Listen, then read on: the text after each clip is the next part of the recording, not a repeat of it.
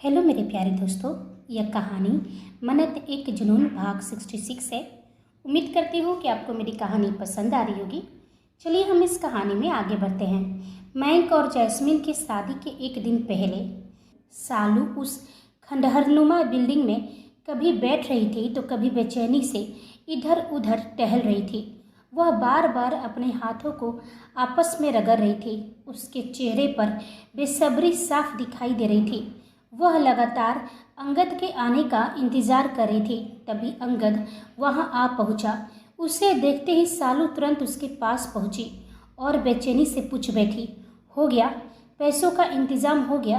अंगद ने अपनी जेब से पैसों से भरा बैग निकालते हुए कहा, हाँ, पैसों का इंतजाम हो गया, मैं पैसे ले आया हूँ। यह सुनते ही सालू के चेहरे पर चमक आ गई। उसकी आंखों में जैसे अचानक उम्मीद लौट आई थी। लेकिन तभी अंगद ने गंभीर स्वर में कहा, लेकिन अब तक तुमने मेरे सवालों का जवाब नहीं दिया है। सालू का चेहरा एक पल में उतर गया। अंगद ने उसकी तरफ देखते हुए कहा, देखो सालू, मैं तुम्हारी मदद कर रहा हूँ, तुम्हारे लिए पैसे भी लेकर आया हूँ, लेकिन तुमने अब तक मुझे यह नहीं बताया कि तुम मन्नत को क्यों मारना चाहती हो। सालू कुछ बोल पाती उससे पहले ही अंगद ने आगे कहा, सिर्फ इसलिए क्योंकि तुम वेदांश राठौर को पाना चाहती हो? उसकी आंखें सिकुड़ गई। या इसके पीछे कोई और वजह है? जब तक तुम मेरे सारे डाउट्स क्लियर नहीं करोगी, मैं तुम्हें ये पैसे नहीं दूंगा। अंगद ने पैसों वाला बैग अपनी पकड़ में और कस लिया। फिर उसने बेहद गंभीर आवाज में कहा, और एक बात, तुमने अभी तक मुझे ये भी नहीं बताया कि आखिर नकाबपोश कौन था जो मुझसे मिलने के लिए क्लब में आया करता था। सालू कुछ पल तक बिना पलक झपकाए अंगद को देखती रही। फिर उसने बेहद धीमी आवाज में कहा, वह नकाबपोश में ही थी। अंगद की आंखें सिकुड़ गई। क्या?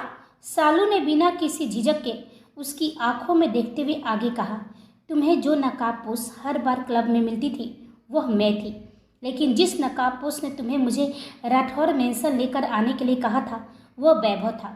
अंगद के चेहरे के भाव अचानक बदल गए। सालू ने आगे कहा, मैं और वैभव, हम दोनों ने मिलकर पूरा प्लान तैयार किया था। अब तक मन्नत के साथ जो कुछ भी हुआ था उसके पीछे हम दोनों का ही हाथ था। कमरे में सन्नाटा छा गया। सालू की आवाज़ में अब कोई डर नहीं था। मैं और वैभव दोनों मिस्टर एक्स के लिए काम करते थे। हम दोनों उसके मोहरे थे। फिर उसने अंगद की तरफ देखते हुए कहा, लेकिन तुम भी मिस्टर एक्स के एक मोहरे ही थे। अंगद का गला सूख गया। सालू ने उसकी बेचैनी को देखते हुए आगे कहा, हम तुम्हारे लालच के बारे में अच्छी तरह जानते थे। हमें पता था कि तुम डोमिनियन एंटरप्राइजेस पर राज करना चाहते हो, इसलिए हमने तुम्हें अपने प्लान में शामिल किया। तुमने कंपनी के साथ जो बड़े बड़े घोटाले किए, उनसे जो पैसे निकला वो सीधे हवाला के जरिए मिस्टर एक्स तक पहुंचता रहा, ताकि वह उस पैसे से अपना साम्राज्य और बड़ा कर सके। अंगद का चेहरा धीरे धीरे सफ़ेद पड़ने लगा। सालू ने बिना रुके कहा, मेरा असली काम संध्या राठौर की सेवा करना नहीं था। मेरा काम था वेदांश राठौर पर नज़र रखना। उसकी हर चाल, उसका हर फैसला, उसकी हर कमजोरी मुझे मिस्टर एक्स तक पहुंचानी थी। फिर उसकी आवाज़ में करवाहट उतर आई। अंगद ध्यान से उसकी बातें सुन रहा था। सालू ने आगे कहा, मन्नत के अंदर जो यादाश्त मिटाने वाला इंजेक्शन डाला गया था वह मैंने डाला था, और जो फेक मेडिकल रिपोर्ट तैयार की गई थी वो भी हमारे प्लान का ही हिस्सा था। सालू की आंखों में एक अजीब सी चमक आ गई। हमारा मकसद सिर्फ एक था, मन्नत को वेदांत से दूर करना, और उसकी यादाश्त इसलिए मिटाई गई ताकि वह अपनी पुरानी जिंदगी भूलकर मिस्टर एक्स के साथ नई जिंदगी शुरू कर सके। उसके बाद क्या हुआ तुम जानते हो। मुझे अब बताने की जरूरत नहीं है कि मैं कौन हूँ। अंगद अब तक पूरी तरह उसकी बातों में उलझ चुका था। तभी वो अचानक बोल पड़ा, लेकिन उस नकाबपोश, यानी कि तुमने कहा था जिस दिन मन्नत की यादाश्त वापस आएगी उसका दिमाग उस सदमे को सह नहीं पाएगा। तुमने कहा था कि उसकी हालत बिगड़ जाएगी, वह मर भी सकती है। अंगद की आवाज़ में बेचैनी बढ़ गई, लेकिन ऐसा कुछ नहीं हुआ। उसकी यादाश्त वापस आ गई और वह बिल्कुल नॉर्मल है। आखिर ऐसे कैसे हुआ? उसके चेहरे पर पहली बार एक उलझन दिखाई दी। फिर उसने बहुत धीमे से कहा, मैं नहीं जानती, क्योंकि जब उसकी यादें वापस आई तब तक वेदांश राठौर ने उसे पूरी तरह संभाल लिया था। उसकी आंखों में एक पल के लिए उलझन दिखाई दी। मुझे नहीं पता उसके साथ ऐसा कौन सा चमत्कार हुआ कि उसका दिमाग डैमेज होने से बच गया, क्योंकि वह कोई साधारण ड्रग नहीं था, वह बहुत पावरफुल था। लेकिन उसकी यादें कब वापस आई मुझे पता ही नहीं चला। अंगद की आंखें सिकुड़ गई। सालू ने कड़वी मुस्कान के साथ कहा, क्योंकि उस बीच वेदांश राठौर मेरे करीब आने का नाटक करता रहा। वह मुझे उलझाए रखता रहा, मेरा पूरा ध्यान अपनी तरफ रखता रहा ताकि मेरा ध्यान मन्नत से हट जाए। कुछ पल के लिए उसकी आवाज़ काँप गई। अब समझ में आ रहा है वह ऐसा क्यों कर रहा था। उसे पता था अगर मेरा पूरा ध्यान मन्नत पर गया तो उसकी यादाश्त वापस आने की बात मुझे पता चल जाएगी। सालू की आंखों में अचानक नमी उतर आई। वह हर वक्त मन्नत को प्रोटेक्ट करने के लिए खुद को मेरे सामने रखता रहा और मैं बेवकूफ़, मुझे लगा कि उसे मुझ में इंटरेस्ट है। उसने अपनी आंखों से आंसू पोंछे, फिर कड़वी हंसी हंसते हुए बोली, लेकिन वह शुरू से मुझे अपने रास्ते से भटकाता रहा ताकि मेरा पूरा ध्यान मन्नत पर नहीं उस पर हो। लेकिन सोचने वाली बात है, इतना पावरफुल ड्रग उसके दिमाग में इंजेक्ट किया गया था कि यादाश्त लौटना नामुमकिन था, और लौट भी आता तो वो पूरी तरह पागल हो जाती। लेकिन उसके साथ ऐसा कुछ भी नहीं हुआ। अब सालू और अंगद को कौन बताता कि मन्नत की यादाश्त किसी दवा से नहीं, किसी मशीन से नहीं और किसी इंसानी चाल से वापस नहीं आई थी। उसकी यादाश्त प्रकृति ने लौटाई थी। कौन उन्हें बताता कि इंसानों की बनाई हर योजना के ऊपर भी एक ऐसी शक्ति होती है जिसके सामने इंसान की सारी चालें बेकार हो जाती है। मन्नत की यादाश्त लौटने की सबसे बड़ी वजह उसकी सारी क्षमताओं का उसी दिन टूटकर बिखर जाना था जिस दिन वह मंदिर पहुंची थी। उस दिन उसने अपने भीतर बची आखिरी उम्मीद भी उस माँ के चरणों में रख दी थी। उसने अपनी यादाश्त मांगी थी, अपना अतीत मांगा था, अपनी ज़िंदगी वापस मांगी थी। और एक माँ अपनी बेटी को इस तरह टूटते हुए कैसे देख सकती थी। मन्नत उस वक्त अंदर से लगभग मर चुकी थी। उसकी आंखों में सिर्फ दर्द था, दिल में सिर्फ खालीपन और ज़िंदगी में आगे बढ़ने की कोई वजह नहीं। लेकिन जिसे इंसान अंत समझ रहा था वहीं से उसकी ज़िंदगी ने दोबारा शुरुआत की थी, क्योंकि उस वक्त आलिया भी कहीं ना कहीं उसके साथ थी। मन्नत को बचाने के लिए, उसकी ज़िंदगी को फिर से सही रास्ते पर लाने के लिए आलिया ने मन्नत को वापस लौटने को कहा था। उसकी यादाश्त का धीरे धीरे जागना, उसके अपने अतीत को फिर से पहचानना। लेकिन इस सच्चाई से सालू और अंगद पूरी तरह अनजान थे। वह अब भी इंसानी दिमाग से उस रहस्य को समझने की कोशिश कर रहे थे जिसका जवाब इंसानी दिमाग के पास था ही नहीं। सालू सोच रही थी कि वायरस में कोई गलती हुई होगी। अंगद सोच रहा था कि शायद मन्नत की किस्मत ने उसका साथ दे दिया। लेकिन सच इससे कहीं ज़्यादा गहरा था। इस बार मन्नत के साथ उसकी किस्मत भी खरी थी, और मन्नत की किस्मत के साथ सिर्फ दो लोग थे। एक आलिया, जिसने अपनी आखिरी ताकत तक मन्नत को बचाने की कोशिश की थी, और दूसरा वेदांश राठौर, वो शख्स जिसने मन्नत को सिर्फ प्यार ही नहीं किया था बल्कि उसकी ज़िंदगी को अपनी ज़िंदगी से भी ज़्यादा अहमियत दी थी। मन्नत की यादाश्त लौटना महज एक इत्तेफाक नहीं था, उसके पीछे एक दोस्त का अधूरा वादा था और एक पति का ऐसा प्यार जो हर हद से आगे जा चुका था। दुश्मन अपनी चालों को जीत समझ रहे थे, लेकिन उन्हें क्या पता था कि जिस मन्नत को उन्होंने कमज़ोर समझकर मिटाने की कोशिश की थी उसके पीछे आलिया की आत्मा और वेदांश का जुनून खड़ा था। और जब किसी इंसान के पीछे एक ऐसी दोस्त की ताकत हो जो मौत के बाद भी उसका साथ न छोड़े, और एक ऐसा पति जो उसकी रक्षा के लिए पूरी दुनिया से लड़ सकता हो, तो फिर उसे हराना इतना आसान नहीं होता। सालू की आंखों में एक बार फिर खून उतर आया। उसकी मुठ्ठियाँ बुरी तरह कस गई। दांत पीसते हुए वो कड़वी हंसी हंसी। सच में उसकी किस्मत बहुत अच्छी है। जब भी लगता है कि मौत उसे अपने आगोश में ले लेगी, तभी वो किसी न किसी तरह एक नई जिंदगी लेकर वापस आ जाती है। उसकी आंखों में नफरत और गहरी हो गई। लेकिन इस बार नहीं, इस बार मैं उसे जिंदा नहीं छोड़ूंगी। आखिर किसी की किस्मत कब तक मौत को मात देती रहेगी। उसने गहरी सांस ली। इस बार मैं मन्नत को ख़त्म कर दूंगी और उसके बाद उसके होठों पर एक खतरनाक मुस्कान फैल गई। उसकी मौत से जब वेदांश राठौर टूटेगा ना, उस वक्त उसके चेहरे पर जो दर्द होगा, वही देखकर मेरे दिल को जो सुकून मिलेगा, उसे मैं शब्दों में बयान भी नहीं कर सकती। अंगद चुपचाप उसे देखता रहा। सालू ने आगे कहा, और जब वेदांश टूट जाएगा तब मैं अपना हिसाब मिस्टर एक्स से करूंगी। उससे अपनी वफादारी की कीमत मांगूंगी। उसकी आंखों में अब गुस्से के साथ साथ धोखे का दर्द भी उतर आया था। जिस इंसान के लिए मैंने अपनी पूरी जिंदगी दांव पर लगा दी, जिसके हर आदेश को अपना फर्ज समझकर पूरा किया, उसी ने मुझे वेदांश राठौर के सामने मरने के लिए छोड़ दिया। एक बार भी पीछे मुड़ कर नहीं देखा कि मैं जिंदा हूँ या मर चुकी हूँ। वो करवाहट से हंसी। तो अब मैं भी उसकी वफादार नहीं हूँ। अब मेरी अपनी लड़ाई है। कुछ पल रुककर उसने बेहद ठंडी आवाज़ में कहा, मैं मन्नत की मोहब्बत कभी मुकम्मल नहीं होने दूंगी। हर हाल में मैं उन दोनों को अलग करूंगी। फिर अचानक उसके चेहरे पर एक अजीब सी चमक आई। और अगर मैं कुछ नहीं कर पाई तो मिस्टर एक्स का जुनून, वह तो मन्नत को बर्बाद करके ही दम लेगा। अंगद की भवें सिकुड़ गई। सालू ने उसकी तरफ देखते हुए कहा, पागल है वह, मन्नत के पीछे पूरी तरह पागल। आज तक समझ नहीं आया आखिर उसे मन्नत में ऐसा क्या दिखाई देता है, क्यों वह उसके लिए इतना जुनूनी है। कुछ पल वह सोचती रही, फिर कंधे उचकाकर बोली, खैर मुझे इससे क्या, इस जंग में कोई भी जीते मुझे फर्क नहीं पड़ता।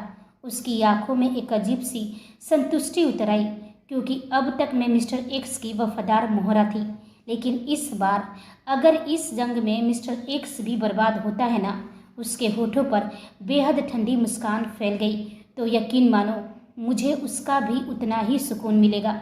कमरे में कुछ पल के लिए खामोशी छा गई। सालू के चेहरे पर अब सिर्फ एक ही चीज़ साफ दिखाई दे रही थी, बदला। लेकिन इस बार अंगद राठौर के चेहरे का रंग भी उड़ चुका था। सालू की बातें सुनते सुनते उसके मन में एक डर गहराता जा रहा था। अगर मन्नत की यादाश्त पूरी तरह लौट चुकी है, तो क्या उसने उसके बारे में भी वेदांश को सब कुछ बता दिया होगा। अंगद का गला सूख गया। उसके सामने अचानक 3 साल पुरानी सारी बातें एक एक करके घूमने लगी। वह फार्म हाउस, मन्नत की मजबूरी, उसकी बीमारी का सच और वह कसम जिसका इस्तेमाल करके उसने मन्नत को वेदांश से दूर जाने के लिए मजबूर किया था। उसने मन्नत को समझाया था कि अगर वह वेदांश के साथ रहेगी तो उसके अंदर मौजूद बीमारी वेदांश तक पहुंच जाएगी, और इसी डर को उसके मन में इतना गहरा बैठाया था कि आखिरकार मन्नत ने खुद ही वेदांश से दूर जाने का फैसला कर लिया था। लेकिन अब अगर मन्नत को सब कुछ याद आ गया था तो फिर उस झूठ का क्या।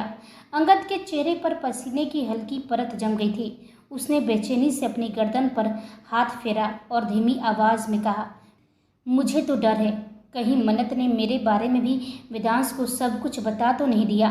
सालू ने कुछ पल उसे देखा, फिर शांत स्वर में बोली, मुझे नहीं लगता उसने तुम्हारे बारे में कुछ बताया होगा। अंगद ने उसकी तरफ देखा। सालू ने आगे कहा, अगर मन्नत ने वेदांश को तुम्हारे बारे में सब कुछ बता दिया होता तो अब तक वेदांश तुम्हें राठौर मेंशन से धक्के मारकर बाहर निकाल चुका होता। यह सुनते ही अंगद के चेहरे पर थोड़ी राहत दिखाई दी। उसने गहरी सांस छोड़ी। सही कहा तुमने। फिर अचानक उसकी आंखों में पुरानी चालाकी लौट आई। लेकिन तुम्हें पता है, मैंने भी राठौर मेंशन में टिके रहने के लिए कम खेल नहीं खेला। सालू चुपचाप उसे देखने लगी। अंगद ने धीमी हंसी के साथ कहा, सबसे पहले मुझे नूतन को अपने प्रभाव में लेना पड़ा। उनके मन में संध्या राठौर के लिए करवाहट पैदा करनी पड़ी। मैंने उन्हें बार बार यह एहसास दिलाया कि संध्या के वापस आने के बाद राठौर मेंशन में उनकी अहमियत पहले जैसी नहीं रही। उन्हें लगने लगा कि इतने सालों तक जिस घर पर उनका अधिकार था, जिस परिवार में उनकी बात सबसे ज़्यादा मायने रखती थी, अब उसी घर में संध्या की वापसी के बाद उनकी जगह धीरे धीरे कम होती जा रही है। उन्हें बार बार यह महसूस करवाया कि वेदांश अपनी माँ संध्या को उनसे ज़्यादा महत्व देता है। अंगद के होठों पर एक हल्की सी चालाक मुस्कान आ गई। मैंने बस उनके मन में मौजूद उस डर को हवा दी थी, बाकी का काम उनकी अपनी भावनाओं ने कर दिया। अंगद ने एक अजीब सी मुस्कान के साथ आगे कहा, मैंने नूतन के मन में मन्नत के लिए भी जहर भर दिया। वैसे ही वो मन्नत को पहले से ही नापसंद करती थी, इसलिए मेरे लिए यह काम करना और भी आसान हो गया। उन्हें ऐसा महसूस करवाया कि मन्नत की वजह से वेदांश उनसे दूर हो रहा है और वह अपनी माँ संध्या के करीब जा रहा है। मन्नत ने बहुत चालाकी से और मासूम बनकर हमारी बेटी सहानी की जगह छीन ली है। वह सहानी का हक छीन लेना चाहती है। सालू ध्यान से उसकी बातें सुन रही थी। अंगद अब पूरी तरह अपने पुराने खेल में खो चुका था और जब अधिराज और आयुष की मौत की खबर आई, उसकी आवाज़ और धीमी हो गई। तब तक नूतन पूरी तरह मेरे प्रभाव में आ चुकी थी। मैंने उनके नफरत और गुस्से का इस्तेमाल किया। वह मेरे कहने पर संध्या राठौर को मन्नत के खिलाफ इतना भड़काया, इतना जहर भर दिया कि उस वक्त संध्या राठौर के सामने सही और गलत का फर्क ही खत्म हो गया था। अंगद की आंखों में एक अलग ही चमक थी। उसे अपने किए पर कोई पछतावा नहीं था, बल्कि उसे अपने हर कदम पर गर्व महसूस हो रहा था। वो आगे झुकते हुए बोला, मैंने नूतन के दिल में डर भर दिया। मैंने उन्हें ऐसा बना दिया कि वो खुद अपने ही परिवार के खिलाफ खड़ी हो जाए। सालू कुछ पल उससे देखती रही। अंगद ने आगे कहा, लेकिन उस मन्नत के लौटते ही हमारा सारा प्लान फेल हो गया है। ना वो पागल हुई और ना वेदांश राठौर टूटा। उसने सालू की तरफ खतरनाक चमक के साथ देखा। तुम राठौर मेंशन के अंदर जाओ और उस मन्नत को हमारे रास्ते से हटा दो। उसकी आवाज़ अब बेहद ठंडी हो चुकी थी। उसके बाद वेदांश राठौर खुद टूट जाएगा।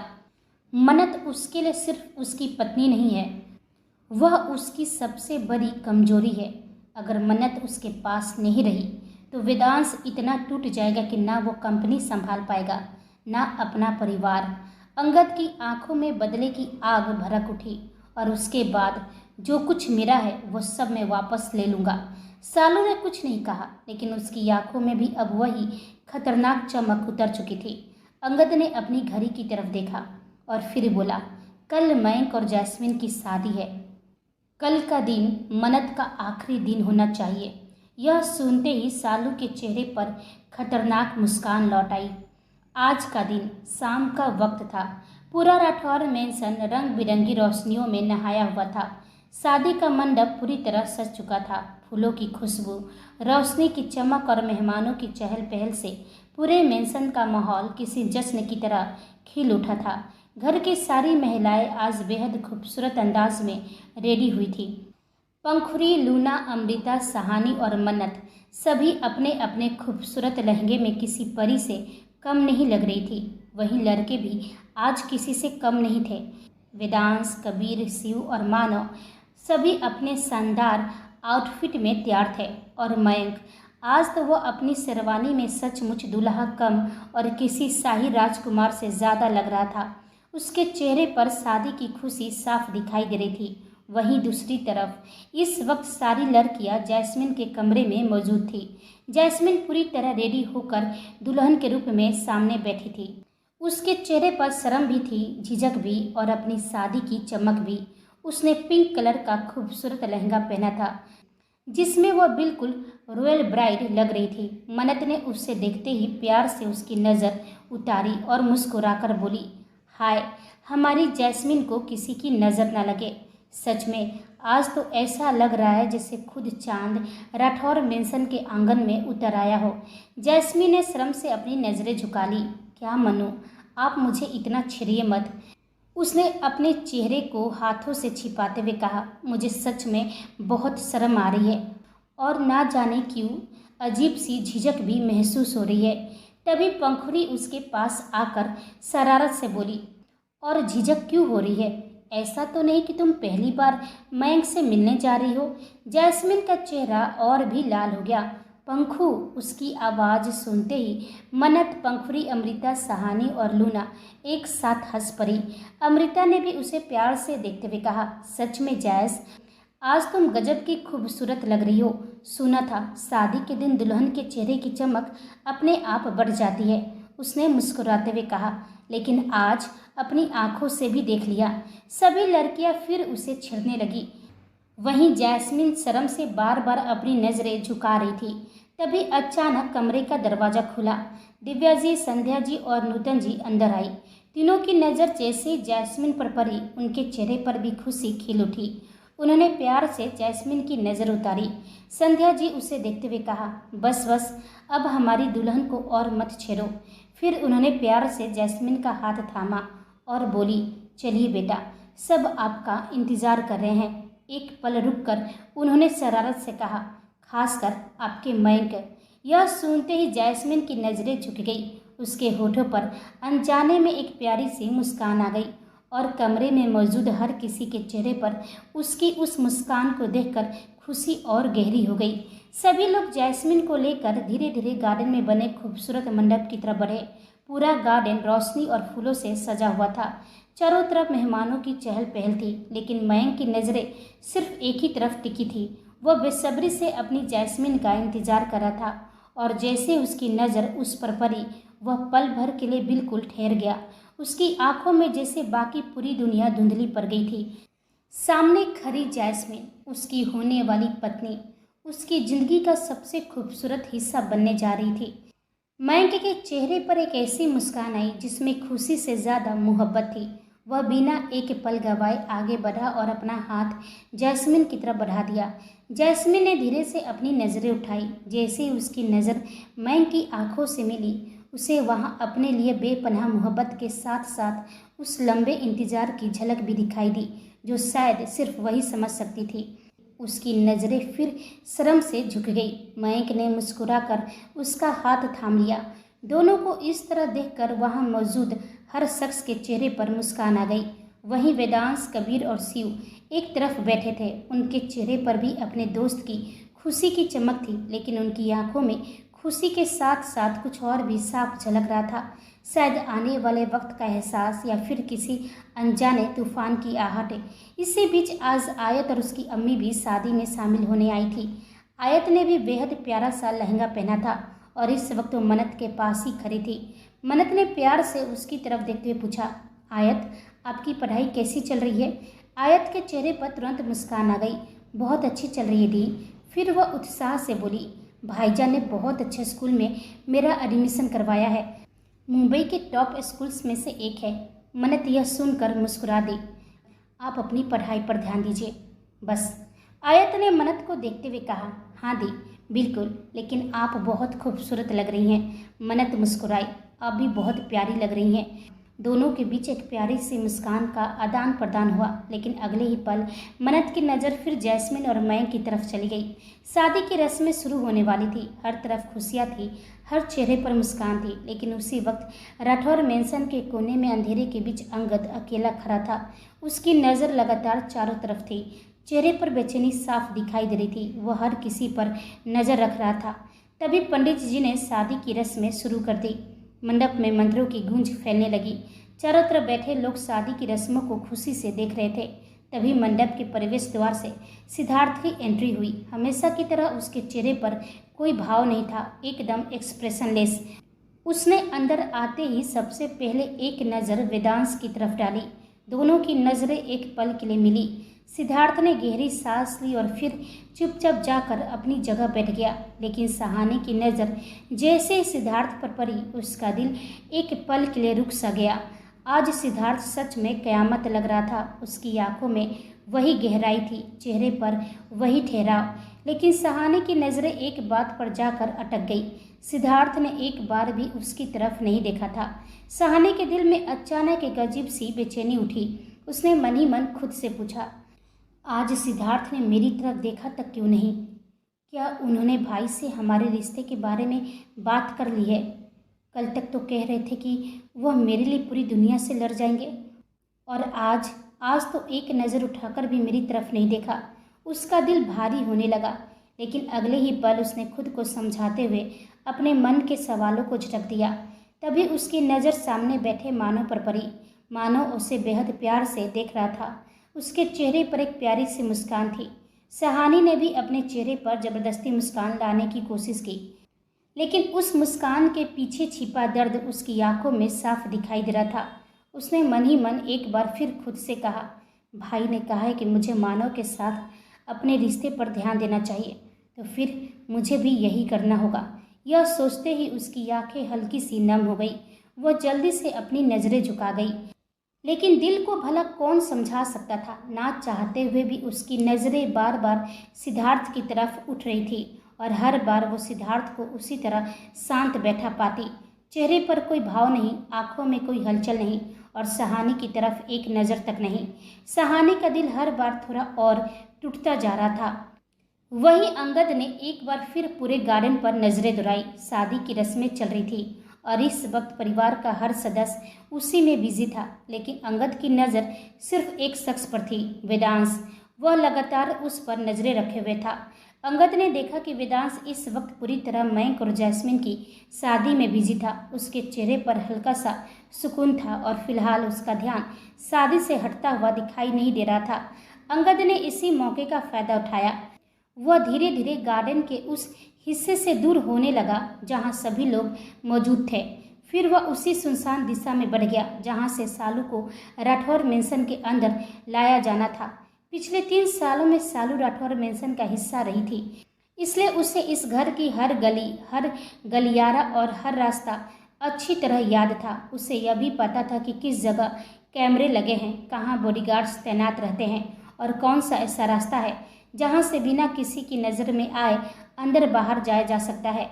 वहीं अंगद ने पहले ही उस सुनसान गलियारे की लाइटें बंद कर दी थी। वहां इस वक्त ना कोई सीसीटीवी कैमरा था, ना कोई बॉडीगार्ड्स, बस अंधेरा और सन्नाटा था। कुछ ही देर में अंगद वहां पहुंचा। गलियारे के आखिरी सिरे पर सालू उसका इंतजार कर रही थी। इस बार उसने खुद को पूरी तरह बदल लिया था। वह पूरी तरह अपने पुराने रूप में थी। ब्लैक टॉप, ब्लैक पैंट, बालों की हाई पोनीटेल। उसकी आंखों में वही खतरनाक चमक थी जो उसके अंदर पल रहे बदले को साफ दिखा रही थी। अंगद ने वहां पहुंचकर पहले एक बार पीछे मुड़कर देखा, फिर सालू की तरफ। उसने बिना कुछ कहे हल्का सा इशारा किया। सालू समझ गई, अब अगला कदम उठाने का वक्त आ चुका था।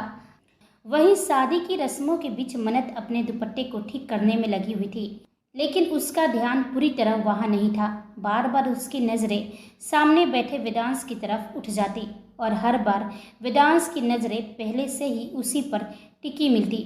उसके होठों पर बेहद हल्की सी मुस्कान थी, लेकिन उसकी आंखों में शरारत साफ दिखाई दे रही थी। मन्नत ने उसे देखकर हल्का सा भव्य सिकोड़ ली, जैसे आंखों ही आंखों में पूछ रही हो, क्या है? वेदांश ने बिना कुछ कहे बस अपनी भवें हल्की से उठाई। फिर उसकी नज़रें मन्नत पर कुछ इस तरह ठहरी जैसे वह उसे देखकर ही कुछ कह रहा हो। मन्नत के चेहरे पर अचानक हल्की सी लाली उतर आई। उसने तुरंत नज़रें दूसरी तरफ कर ली, लेकिन कुछ ही सेकंड बाद वह फिर चोरी छिपे उसे देखने लगी। वेदांश अब भी उसे ही देख रहा था। इस बार उसकी मुस्कान थोड़ी और गहरी थी।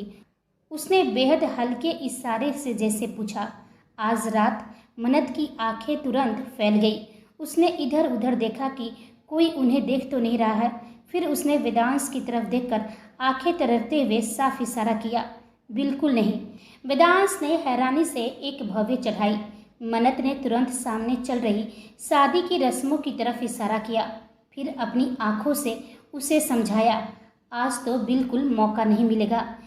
वेदांश के चेहरे पर ऐसी मुस्कान आई जैसे उसे मन्नत का यह जवाब बिल्कुल पसंद नहीं आया हो।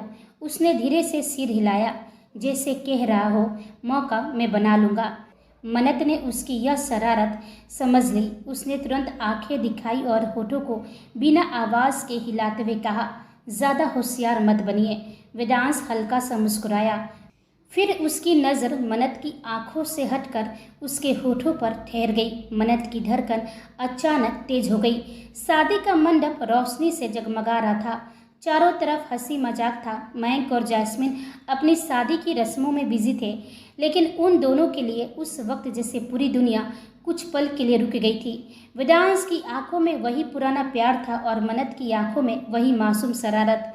शादी किसी और की थी, लेकिन उस खूबसूरत शाम में सबसे खूबसूरत रिश्ता उन दोनों का ही था। लेकिन उन दोनों के बीच चल रहा यह मासूम सा आंखों का इशारा दो जोड़ी आंखों को बिल्कुल पसंद नहीं आ रहा था। सालू कुछ दूरी पर एक अंधेरे कोने में खड़ी थी। उसकी नज़रें लगातार मन्नत और वेदांश पर टिकी हुई थी। वह ऐसी जगह खड़ी थी जहाँ से वह सब को साफ देख सकती थी, लेकिन किसी की नज़र उस तक आसानी से नहीं पहुँच सकती थी। उसकी मुठ्ठियाँ बुरी तरह कस गई थी, जबरे तनाव से जकड़े हुए थे और आंखों में सिर्फ नफरत थी। वह मौके की तलाश में थी, किसी तरह मन्नत वेदांश की नज़रों से दूर हो जाए। लेकिन जितनी देर वह दोनों को साथ देखती, उसके भीतर का गुस्सा उतना ही बढ़ता जा रहा था, खासकर जब उसकी नज़र मन्नत के चेहरे पर आई, उस मुस्कान पर पड़ी। वह मुस्कान जो सिर्फ वेदांश की एक नज़र से उसके चेहरे पर आ गई थी। सालों के सीने में जैसे आग जल उठी। उसने मन ही मन दांत पिसते हुए कहा, कर लो जितनी इश्कबाजी करनी है, आज के बाद तुम दोनों एक दूसरे के साथ कभी नहीं रहोगे। उसकी आंखें मन्नत पर टिक गई, फिर उसके चेहरे पर एक बेहद खतरनाक मुस्कान फैल गई। वेदांश राठौर, तुम्हें दूसरे को दर्द देने में बहुत मज़ा आता है ना?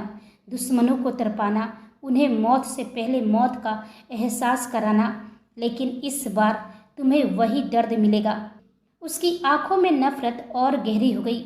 मन्नत को ऐसी मौत दूंगी कि उसकी मौत से ज़्यादा तुम्हारा टूटना मुझे सुकून देगा। कुछ पल के लिए वह चुप रही, फिर उसके होठों पर एक ठंडी मुस्कान आ गई। अब तक किस्मत हर बार तुम्हारा साथ देती रही मन्नत, लेकिन इस बार मुझे सिर्फ एक मौका चाहिए। उसकी नज़र फिर मन्नत और वेदांश पर गई, और जैसे वो मौका मिला, आज की रात तुम दोनों की यह प्रेम कहानी हमेशा के लिए ख़त्म हो जाएगी। यह सोचते ही सालू की आंखों में ऐसी चमक उतर आई, मानो उसके भीतर बदले की आग अब अपने आखिरी पड़ाव पर पहुंच चुकी हो। वहीं दूसरी ओर सिद्धार्थ की नज़रें इस वक्त सीधे मंडप में चल रही मयंक और जैस्मिन की शादी की रस्मों पर टिकी हुई थी। उसने अब तक एक बार भी सहानी की तरफ नहीं देखा था। वहीं सहानी मानव के साथ बैठी थी, मानो उससे लगातार बातें किए जा रहा था। लेकिन सहानी कभी खुद को समझाने की कोशिश करती तो कभी चुपचाप अपनी बेचैनी को छुपाने की, लेकिन उसकी नज़रें बार बार अन्यासी सिद्धार्थ की तरफ उठ जाती। हर बार उसे उम्मीद होती कि शायद इस बार सिद्धार्थ उसकी तरफ देखेगा, लेकिन हर बार उसकी उम्मीद टूट जाती। कल तक जो सिद्धार्थ उसकी एक झलक के लिए भी बेचैन हो जाता था, आज वही सिद्धार्थ उसके सामने बैठकर भी जैसे उसे पूरी तरह अनजान बना हुआ था। सहानी के दिल में एक अजीब सी टिस उठ रही थी, लेकिन शायद सहानी इस सच्चाई से पूरी तरह अनजान थी कि सिद्धार्थ भले ही बाहर से बेहद शांत दिखाई दे रहा था, उसकी नज़रें भले ही मंडप पर थी, लेकिन उसका पूरा एहसास, उसका पूरा ध्यान अब भी सहानी पर ही था। उसकी मुठ्ठियाँ धीरे धीरे कस रही थी, चेहरे पर वही भावहीन शांति थी, लेकिन उसके भीतर एक भयंकर तूफान उठ रहा था।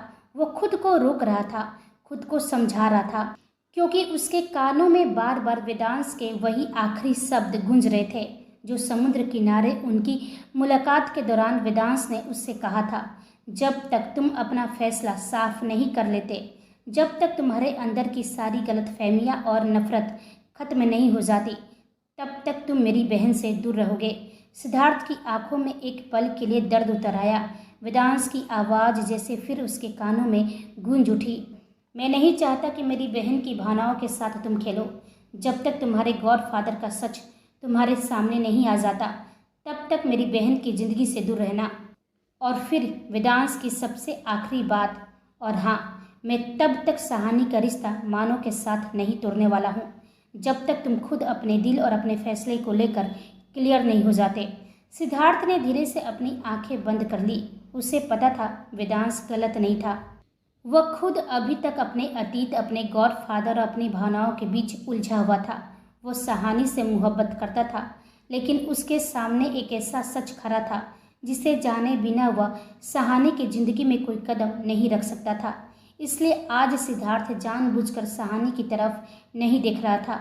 वहीं दूसरी ओर वेदांश की नज़र सिद्धार्थ पर ही थी। वह चुपचाप उसे देख रहा था। सिद्धार्थ के चेहरे पर भले ही हमेशा की तरह कोई भाव नहीं था, लेकिन वेदांश उसकी खामोशी के पीछे छिपे तूफान को साफ पढ़ रहा था। वह अच्छी तरह समझ रहा था कि इस वक्त सिद्धार्थ के दिमाग में क्या चल रहा है। उसे यह भी पता था कि सिद्धार्थ खुद को सहानी से दूर रखने की कोशिश कर रहा है, लेकिन दिल अभी वहीं अटका हुआ था। वेदांश के होठों पर एक बेहद हल्की रहस्यमयी मुस्कान आ गई। उसने मन ही मन कहा, जैसा मैंने सोचा था बिल्कुल वैसा ही हो रहा है। उसकी चाल बिल्कुल सही जगह पर लगी थी, लेकिन एक बात अब भी उसे परेशान करी थी। सिद्धार्थ ने आखिर अब तक क्या फैसला लिया है? वह अपनी भावनाओं से कितना भी भाग ले, लेकिन एक दिन उसे अपने दिल और अपने गॉडफादर में किसी एक को चुनना ही होगा। वेदांश की मुस्कान थोड़ी और गहरी हो गई। देखते हैं सिद्धार्थ, तुम्हारा दिल जीतता है या तुम्हारी वफादारी। उसकी नज़रें एक बार फिर सिद्धार्थ पर टिक गई। अब उसे सिर्फ एक चीज़ का इंतजार था, सिद्धार्थ के आखिरी फैसले का।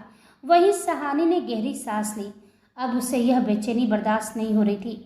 उसे लग रहा था जैसे शादी की इस भीड़ में भी उसका दम घुट रहा हो। वह कुछ पल के लिए खुली हवा में जाना चाहती थी, इसलिए वह धीरे धीरे उस जगह से उठी और गार्डन के दूसरे हिस्से की तरफ बढ़ने लगी, जहाँ इस वक्त कोई नहीं था। उसे खुद भी समझ नहीं आ रहा था कि वह अपने दिल से क्यों लड़ रही है। कल तक सिद्धार्थ उसके लिए कितना पॉजिटिव था और आज अचानक उसका बदला हुआ व्यवहार सहानी के दिल में अजीब सी बेचैनी पैदा कर रहा था।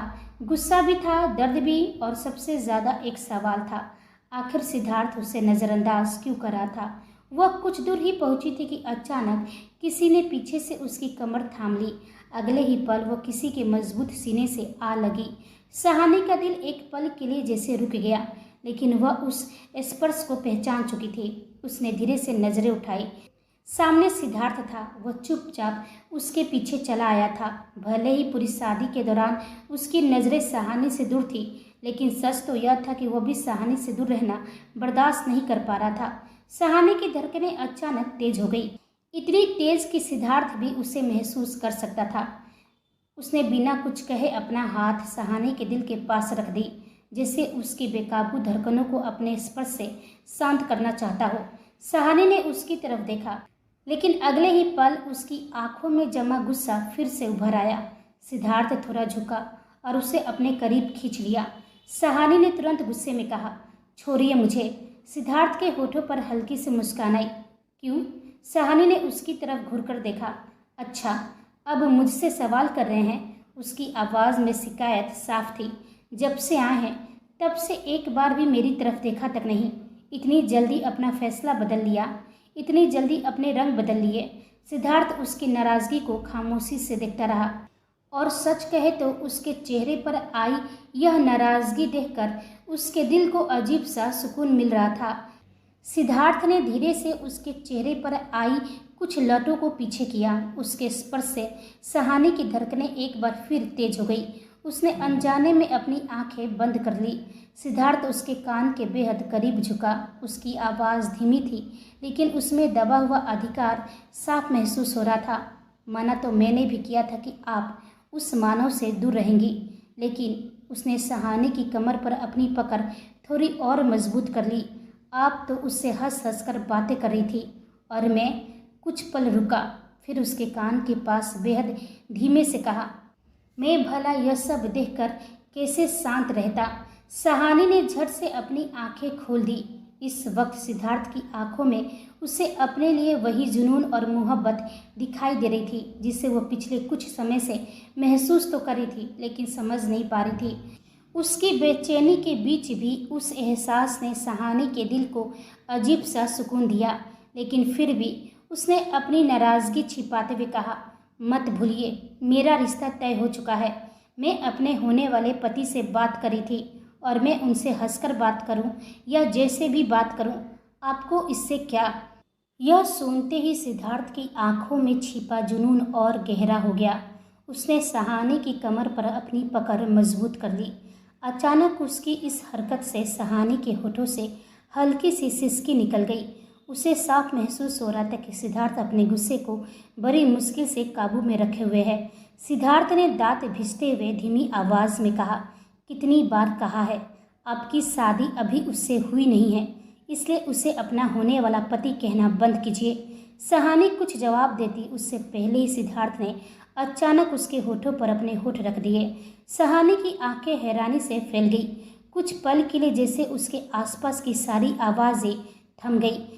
सिद्धार्थ का यह अचानक किया गया किसी नरम एहसास से ज़्यादा उसके भीतर दबे गुस्से, बेचैनी और छिपी मोहब्बत का इजहार था। सहानी की उंगलियां अनायास ही उसकी कॉलर पर कस गई उसकी आंखें अपने आप बंद हो गई और वह उस एहसास में पूरी तरह डूब गई। लेकिन उन दोनों से कुछ दूरी पर कोई और भी खड़ा था।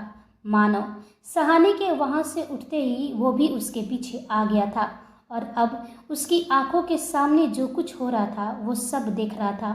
उसका चेहरा बिल्कुल शांत था, इतना शांत कि उसके भीतर इस वक्त क्या चल रहा है उसका अंदाज़ा लगाना मुश्किल था। उसकी आंखें सिद्धार्थ और सहानी पर टिकी थी। उन गहरी आंखों में गुस्सा था, दर्द था या फिर कोई ऐसी खामोशी जिसके पीछे एक बहुत बड़ा तूफान छिपा हुआ था, यह समझ पाना मुश्किल था। वह कुछ पल तक उन दोनों को देखता रहा। उसके चेहरे पर कोई भाव नहीं था। फिर अचानक वह बिना कुछ कहे वहाँ से हट गया और वापस अपनी सीट की तरफ बढ़ गया। लेकिन जैसे ही उसने अपनी जगह संभाली, उसकी नज़रें सीधे वेदांत से जा टकराई। कुछ पल तक दोनों एक दूसरे की आंखों में देखते रहे। ना कोई सवाल था, ना कोई जवाब। बस उन दोनों की आंखों के बीच जैसे एक खामोश बातचीत चल रही थी। मानव का चेहरा बिल्कुल एक्सप्रेशनलेस था और वेदांश के चेहरे पर भी वही रहस्यमयी शांति थी। लेकिन दोनों एक दूसरे को देखकर अच्छी तरह समझ रहे थे कि अभी अभी क्या हुआ है। आखिरकार पंडित जी की आवाज़ ने उस खामोशी को तोड़ दिया।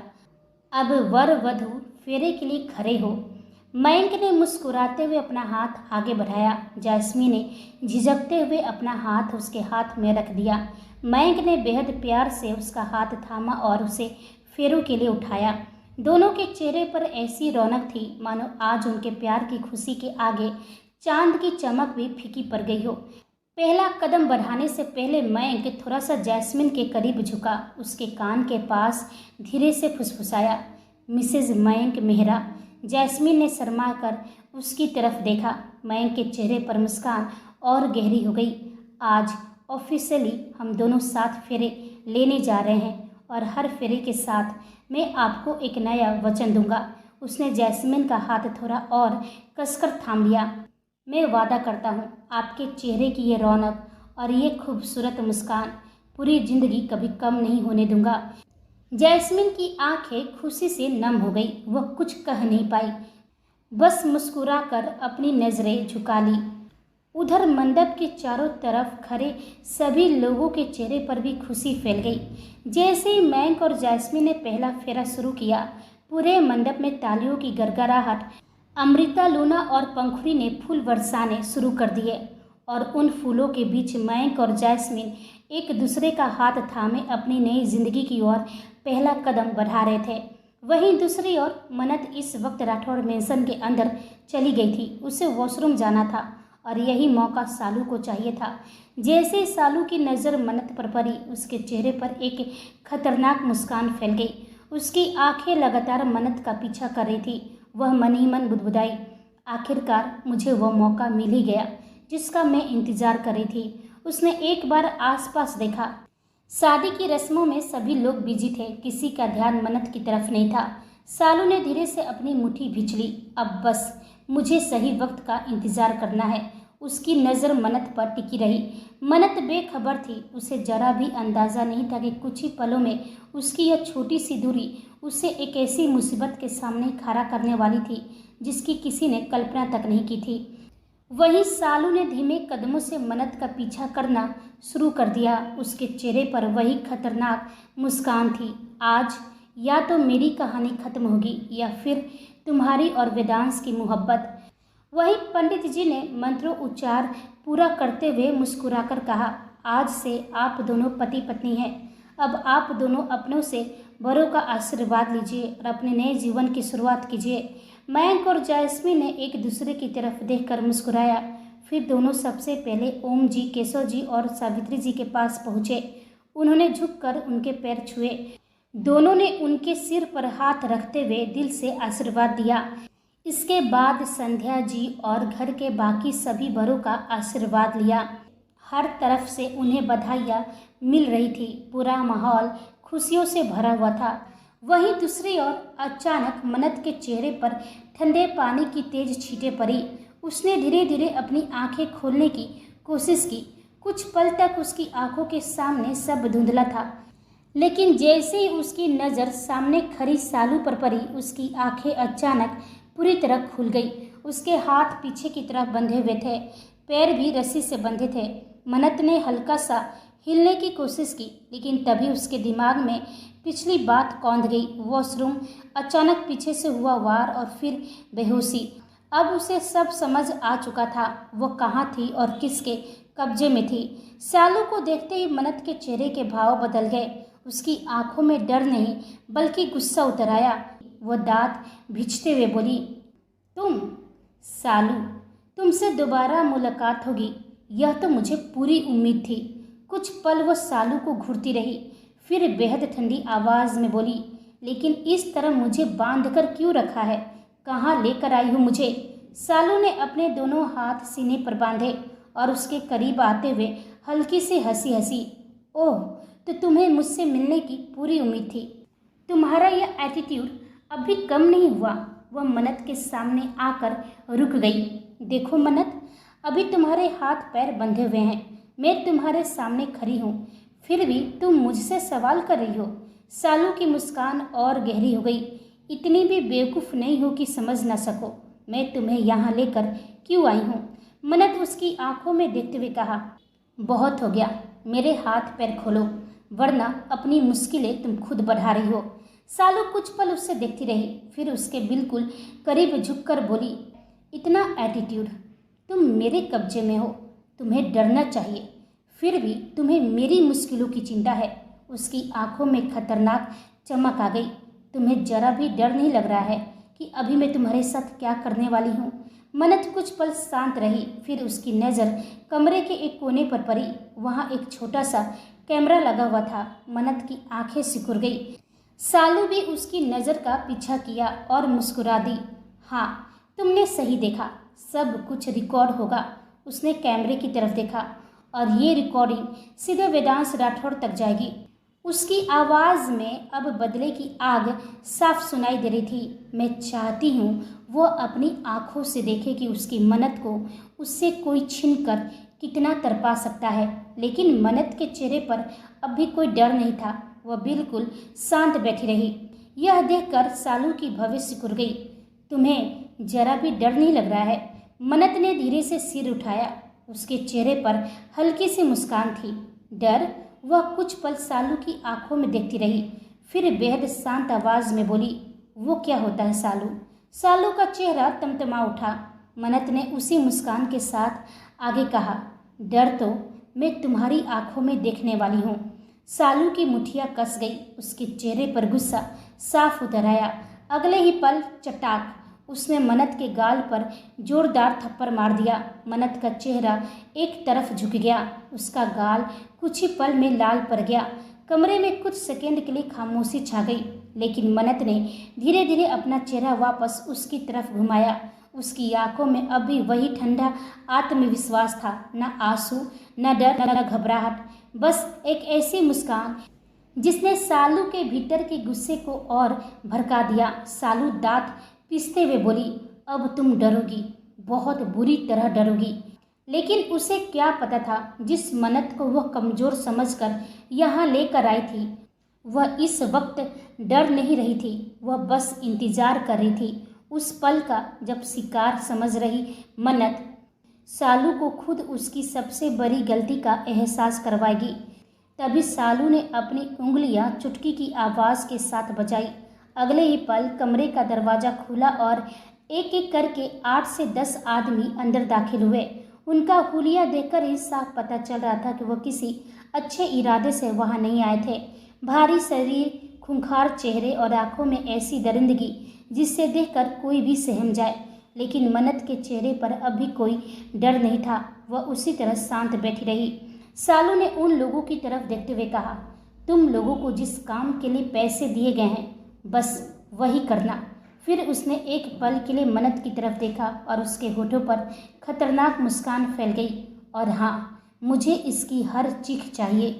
कमरे में खड़े लोगों के चेहरे पर घटिया मुस्कान फैल गई। वो धीरे धीरे मन्नत की तरफ बढ़ने लगे। उनमें से एक ने आगे बढ़ते हुए कहा, बहुत अकड़ है, देखते हैं कितनी देर तक रहती है। दूसरे ने हंसते हुए कहा, कुछ ही देर में इसका सारा घमंड निकल जाएगा। सालू कुछ दूरी पर खड़ी होकर यह सब देख रही थी। उसके चेहरे पर जीत का घमंड था। उससे लग रहा था इस बार मन्नत पूरी तरह उसके कब्जे में है। लेकिन वह एक बात भूल गई थी। मन्नत की खामोशी डर की निशानी नहीं थी, वह तूफान के आने से पहले वाली खामोशी थी। एक आदमी मन्नत के बिल्कुल करीब आकर रुका। उसने झुकते हुए कहा, तुझे डर नहीं लग रहा है? मन्नत ने धीरे धीरे अपना चेहरा उठाया। उसकी आंखों में ऐसी ठंडक थी कि सामने खड़ा आदमी एक पल के लिए खुद ही ठिठक गया। मन्नत हल्का सा मुस्कुराया। डर? फिर उसने बहुत शांत आवाज में वही शब्द दोहराए। वो क्या होता है? कमरे में अचानक सन्नाटा छा गया। मन्नत ने अपनी बंधी हुई कलाई की तरफ देखा और फिर उन सभी आदमियों की तरफ। मैं तो बस तुम लोगों के बारे में सोच रही हूँ। उनके चेहरे पर उलझन दिखाई दी। मन्नत की मुस्कान और गहरी हो गई। तुम लोगों की आंखों में जो हवस और घमंड दिखाई दे रहा है ना, बहुत जल्द यही आंखें मदद के लिए चीखेंगी। उसकी आवाज़ धीमी थी, लेकिन हर शब्द में ऐसी चेतावनी थी कि कमरे का माहौल अचानक बदल गया। एक गुंडे ने दूसरे की तरफ देखा, दूसरे ने तीसरे की तरफ। कुछ पल के लिए किसी को समझ नहीं आया कि यह लड़की आखिर इतनी निडर कैसे हो सकती है। सालू की भवें बुरी तरह सिकुड़ गई। उसे मन्नत के चेहरे पर डर दिखाई देना चाहिए था, आंसू दिखाई देने चाहिए थे, बेचैनी दिखाई देनी चाहिए थी, लेकिन वहाँ कुछ भी नहीं था, सिर्फ एक अजीब सा मुस्कान। मन्नत ने सालू की तरफ देखा। तुमने मुझे यहाँ लाकर बहुत बड़ी गलती की है सालू। सालू की मुठिया कस गई। चुप। मन्नत फिर मुस्कुरा दी। क्यों? डर गई? सालू के चेहरे का रंग बदल गया और तभी मन्नत की आंखों में एक ऐसी चमक आई जिसे देखकर पहली बार सालू के भीतर भी हल्का सा डर उतर गया। क्योंकि शिकार हमेशा वही नहीं होता जिसे बांध कर रखा जाए। कभी कभी शिकारी खुद अपने बनाए जाल में फंस चुका होता है। तभी सालू ने एक बार फिर चुटकी बजाई और बेहद ठंडी आवाज़ में बोली, अब अपना काम शुरू करो, मुझे इसकी चीखें सुननी है। उसकी बात सुनते ही गुंडों में जो सबसे खतरनाक दिखाई दे रहा था वो धीरे धीरे मन्नत की तरफ बढ़ रहा था। उसकी आंखों में दरिंदगी साफ दिखाई दे रही थी, लेकिन मन्नत के चेहरे पर एक खतरनाक चमक थी, ऐसी चमक जो एक पल के लिए वहाँ की हवा भी बदल दी थी। तो दोस्तों, इसी के साथ आज का एपिसोड ख़त्म होता है। आज का एपिसोड कैसा लगा कमेंट बॉक्स में ज़रूर बताइए। कहानी पसंद आई हो तो वीडियो को लाइक करें, दोस्तों के साथ शेयर करें और यदि आप हमारे चैनल पर नए हैं तो चैनल को सब्सक्राइब करना बिल्कुल ना भूलें। तो मिलते हैं अगले एपिसोड में, तब तक आप अपना और अपनों का ख्याल रखिए। आप सभी को मेरी कहानी सुनने के लिए धन्यवाद।